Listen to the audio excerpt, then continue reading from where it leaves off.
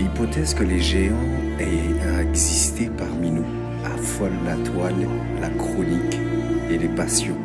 La Bible, un livre qui ne ment pas et qui est vérifiable de par l'histoire, de par l'archéologie et tout ce que vous voulez jusqu'à aujourd'hui, il continue encore à découvrir des choses dont la Bible nous parle et nous avait parlé. La fameuse guerre, le fameux combat, David et Goliath, ça parle à tout le monde, même ceux qui ne lisent pas beaucoup la Bible, tout le monde l'a entendu, David et Goliath. C'est quelque chose qui s'est réellement passé. Et on se rend compte tout simplement que le Seigneur a utilisé David pour soumettre les géants à l'esclavage.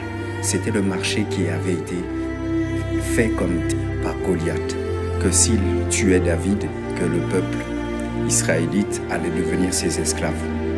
Et que si David le tuait, que les géants allaient devenir ses esclaves. Et c'est ce qui s'est passé.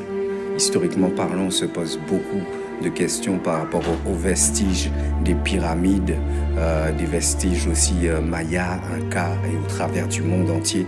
Et on se rend bien compte que ce n'est pas avec une force humaine classique que ces choses-là ont été faites. Nous pouvons dire aujourd'hui clairement que ces géants qui avaient été soumis par la grâce de Dieu au travers de David à être les esclaves des hommes ont contribué à ces vestiges que jusqu'à aujourd'hui, même avec les outils les plus technologiques et les plus poussés, les plus avancés, même les plus puissants, que l'homme ne peut pas réaliser. Tout ça pour dire que Dieu est grand, que Dieu est le commencement, il est la fin.